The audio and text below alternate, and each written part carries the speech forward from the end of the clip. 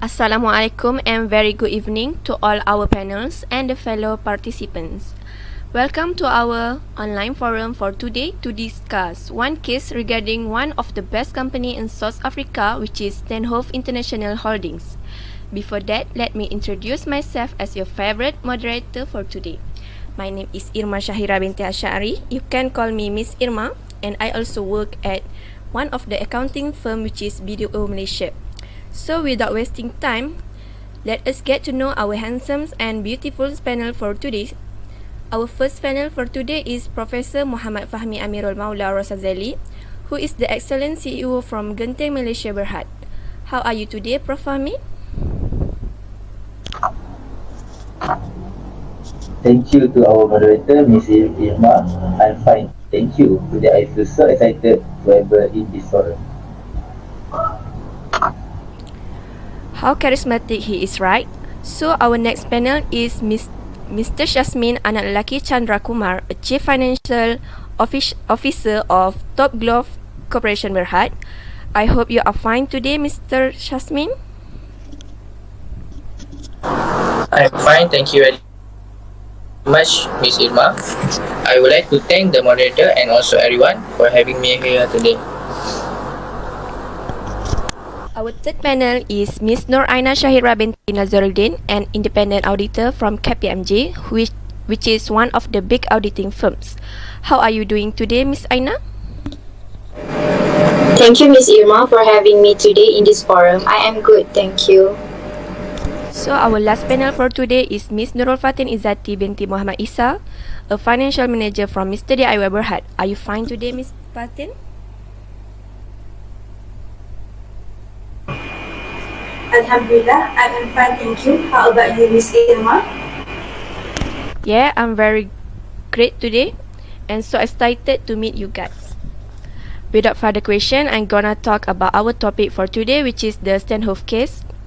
First, let me tell you a little bit about Steinhoff. Steinhoff International is a South Africa German-Dutch international retail holding company that is dual listed in Germany and South Africa.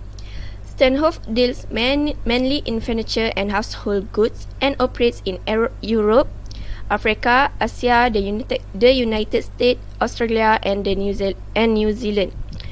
Steinhoff was founded in 1964 by Bruno Steinhoff in Westerstedt, Germany. Bruno Steinhoff sourced furniture from communist Europe and sold it in Western Europe.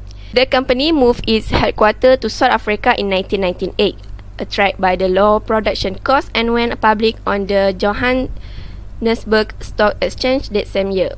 In late November 2015, Steinhoff Europe Group Service Office in Westerstedt were raided by German law authorities, and in December 2015, German tax authorities began an investigation. Documents signed by the Austrian Andreas Seifert of Lutz were seized, but he said that document and his signature has been forged. Andrew Seifert of Poco and Conforama was associated with Steinhoff since 2010 when Steinhoff had acquired the French firm Conforama. On 5 December 2016, the CEO Markus Joste, who had been under investigation by German authorities at Oldenburg, resigned after the company announced accounting irregularities. The share price immediately plunged 66% and went on to fall by over 90% as it emerged that the company had overstated profit and asset by nearly 12 billion. In December 2017, the Standing Committee on Finance of the Parliament of the Republic of South Africa condemned Steinhoff and called for investigation of the company by regulatory bodies including the Financial Service Board and the South Africa Reserve Bank. Prof. Fahmi, as I know you became the director almost 4 years ago. A chief executive officer is the highest ranking executive in a company, and the primary responsibilities include making major corporate decisions, managing the overall operation and resources of a company, acting as the main point of communication between the board of directors and corporate operation. In many cases, the chief executive officer serves as the public face of the company. So I would like to ask you regarding the issue of the Steinhoff that led to the collapse of the company. Okay, thanks, Ms. Moderator. Of course, as a director, we want the best for our company. It's the same with Steinhoff. However, Steinhoff has had several issues, including a financial crisis in December 2017, following the departure of infamous chief executive, Ms. Marcus Joster. Mr. Steinhoff, the government founder, expanded his company to South Africa when the country gained democracy in 1994. Klasdon, a German accountant who already had various assets in South Africa, introduced him to the nation. Mr. Steinhoff met Mr. Josti, who was the financial director of the business named Goma Goma Holding at this time. Mr. Josti traveled to Germany during the weekend of December 2nd and 3rd, 2017, ostensibly to collect the requisite audit documentation for submission to Steinhoff Audit Committee and auditors, who await his return on Monday, December 4. Mr. Josti also served as the president and CEO of Steinhoff Europe. Mr. Josti failed to present the proof and as a result resigned as chief executive. Mr. Josti announced his departure from Steinhoff in a memo to a few top Steinhoff workers. Since the dramatic event of December 2017, there have been little new information concerning Steinhoff's financial situation. The power structure has shifted substantially. There are just 3 original board members left. They are Henderson, who has elected as the new chairman at the AGM in April 2018, and Dr. Steve Wilson, who will undertake the independent forensic inquiry to determine what went wrong. Oh, I see. Thank you, Prof, for your explanation. So from this crisis, Mr. Juste can't show any evidence for the audit documentation, and without any explanation, he just resigned from the company. What I can say is in every company, of course, there will be ups and downs, but as a board member, it is not supposed to leave the company like that. At least take a responsibility to overcome the challenge and gather with all the board members to find a solution. Okay, from my reading for this case, I noticed there was a drop in a share price. So as a chief financial officer that is responsible for managing the financial action of a company, including tracking cash flow and financial planning, as well as analyzing the company's financial strengths and weakness and proposing corrective action, I want to ask Mr. Shasmin about the share price that was affected by the crisis. Okay, so as we just now already discussed, an issue that formed due to the failure of corporate governance from our recent company issue. And now I would like to share a little bit about the effects of issue towards the company. First of all, there was a sudden drop in the company's share price on 5th December 2017, where shares that were trading at around 45.65 cents per share plunged to around 6 per share 3 days later. Next is the changes in leadership of the board members, where only 3 of them remain. The former CEO Marcus Joste has resigned after an investigation that found the fraud, which blew out to the local and international media. Finally, company had to restate its financial statements.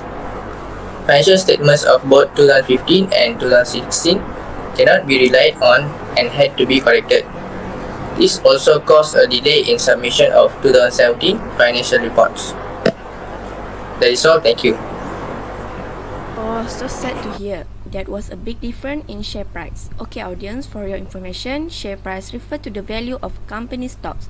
The total value of a publicly traded company is called its market capitalization, which is arrived by adding up the value of all the stock outstanding. A share price reflects the value of a company. A highly priced share may represent a valuable company. So there was a biggest drop, I think. Alright, so let's proceed to the third panel. Miss Aina, from this Steinhoff case, there is a confidential report that was leaked to 5 identities. The auditor is too far from the head office and the unusual nature of its governance structure. Can you explain a little about this issue? Okay, thank you. The auditing norm requiring dependence on the work of other auditors is specifically significant because it is nearly impossible for an auditor to be present in every country where its client do business. Deloitte Netherlands, in the case of Steinhoff, was at least 13,000 kilometers from the company's headquarters in South Africa and many thousands of kilometers from Germany, where the alleged irregularities are suspected to have occurred. This auditing standard may need to be updated. Rumors regarding Steinhoff financial health appeared in the months leading up to December 2017. So in September 2017, a confidential report was leaked to 5 entities, highlighting various severe flaws within Steinhoff, some of which were potentially fraudulent. A German magazine called Manager Magazine was one of the recipients of the report. Another was Deloitte, which is the Steinhoff International's auditors. The report in the German magazine was deemed unfounded by Steinhoff management. Of course, following events demonstrate that these were well-founded assertions, not unfounded rumors. At least some of the difficulties at Steinhoff, in our opinion, can be traced to the company's peculiar governance structure. Steinhoff is the only firm in South Africa with a two-tier board structure, which is more prevalent in European companies. It is still a single board, but it is divided into two unique layers. The supervisory board, which at the time was chaired by Dr. Christo Wies, a key shareholder in Steinhoff, and included numerous non-executive directors, including Bruno Steinhoff, is the top tier. The second tier is the management board, which was made up of only 3 people, all of whom were members of the executive team, which is the CEO, COO, and CFO. This board model is based on the premise that the management board must report to the supervisory board, which is then accountable to the shareholders. A two-tier board system runs the risk of the management board failing to report appropriately to the supervisory board, thereby hijacking the enterprise. That's all from me. Thank you. Thank you, Ms. Aina, for your clear explanation regarding the issue about the auditor of Steinhoff. Yes, company board shall have an independent majority. An independent majority on the board is more likely to consider the best interest of share owners first. It is also likely to foster independent decision making and to mitigate conflicts of interest that may arise. Now we will move on the last issue that will be explained by Ms. Fatin. So, Ms. Fatin, as a financial manager, can you tell us about the financial statement of Steinhoff? Thank you, Ms. Irma. As a finance manager, we have to analyze data and advise senior management on how to maximize earning. Financial managers are in charge of an organization's financial health. They provide financial reports, direct investment operations, and formulate long-term financial strategy and plans for their company.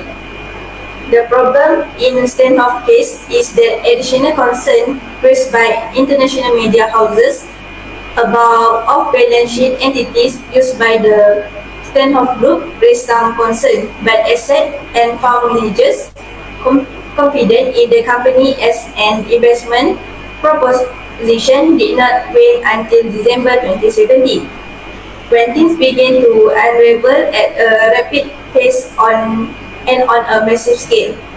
Rumors concerning Steinhoff financial health appeared in the month leading up to December 2017. The audit of Steinhoff financial account was found to be incomplete on December 5, 2017. Steinhoff also said that his financial statement for 2015 and 2016 had to be restated and were no longer reliable, and that the publishing of the 2017 financial result had been postponed indefinitely. The preliminary restatement of Steinhoff financial statement raised issue about the board behavior, as these statements are their responsibility, as well as the conduct and function of the external auditor who signed off on the statements. That's all. Thank you. Thank you, Ms. Fatin, for your long explanation about the financial statement. I agree that the financial statement are very important and should have detailed information. Investors and financial analysts rely on financial data to analyze the performance of a company and make prediction about the future direction of the company's stock price. One of the most important resources of reliable and audited financial data is the annual report, which contains the firm's financial statement. Okay, so we proceed to our last session for today, where I would like to have an opinion from each of our panels. So, Prof. Fahmi, may I know your opinion on the corporate board? The majority of non-executive directors should make up the board of directors. Non-executive directors should make up the majority of the board. Board of director independence is vital because it allows them to recognize the presence of various facts in the same time and space, all of which to be challenged on the regular basis. Independent directors provide unique ideas and viewpoints to the boardroom that complement and challenge the existing core. Other board standards including separating the responsibility of CEO and chairman and having the chairman be an independent non-executive director. Again, chairman independence provide an extra precaution against conflict of interest on the board. Thank you, Prof. So what I can conclude here is that a chairman holds the most power and authority on the boards of directors and provide leadership to the firm's officer and executive. The chair of the board ensures that the firm's duties to shareholders are being fulfilled by acting as a link between the board and upper management. Okay, Mr. Jasmine, there is a question for you regarding whistleblowing policies. Can you explain further? Whistleblowing policy in an organization indicates that the cooperation allows employees to report or tell the facts to management, putting an end to any unethical, immoral, or criminal work. The purpose of a whistleblowing policy is to promote an open work atmosphere within an organization in order to encourage employees to speak up about wrongdoings and increase a sense of belonging.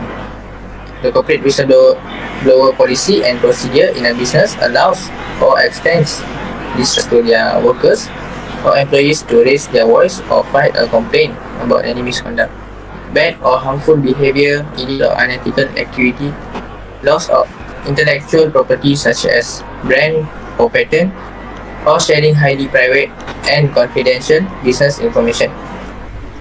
The whistleblowing policy and procedure are written in such a way that anyone who is a part of an organization or system can blow the whistle on anything, but they must do so in accordance with the corporate policy's whistleblowing process and procedure. That is all. Thank you. Oh, I see. I hope our audience is satisfied with your opinion. Thank you, Mr. Jasmine. Okay, Miss Aina, our auditor for today, I would like to know about the solution for the case of Steinhoff auditors. Okay, how did Steinhoff solve their issue regarding to the case of their auditors? The business announced plans for a massive financial reorganization of the group in August 2019 in an attempt to recover from the catastrophic accounting issues. Mazars Netherlands has replaced Deloitte as auditor for South African retail Steinhoff International, which owns Poundland in the UK. Shareholders accepted the decision at an extraordinary general meeting in Amsterdam. Mazars has taken over as the firm's auditor after 20 years with Deloitte. The Dutch Mazars audit team will collaborate closely with colleagues in the United Kingdom, South Africa and France, as well as colleagues in other jurisdictions where possible, stated by Steinhoff. Following the discovery of a number of severe accounting mistakes in December 2017, the company, which is listed on the Frankfurt Stock Exchange and has its headquarters in South Africa, was obligated to postpone its 2017 accounts and restate its 2015 and 2016 account. Thank you. Wow, that was a very good solution made by the company in order to solve the problem. How about our last panel, Ms. Fatin, about the solution regarding the Steinhoff financial manager? Okay, in my opinion, Steinhoff should not hold the list of audited results. The Financial Sector Conduct Authorities was investigating the publication of false statements by Steinhoff. The investigation focused on the 2016 to 2018 annual financial statement issued by Steinhoff. The authority had access to and had read the PricewaterhouseCoopers forensic report.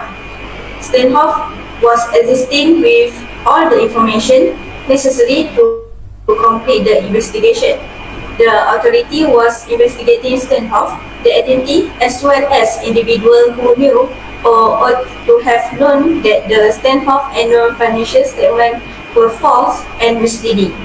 It will finalize an administrative action in September 2019, and a press release will be issued indicating the result. Thank you.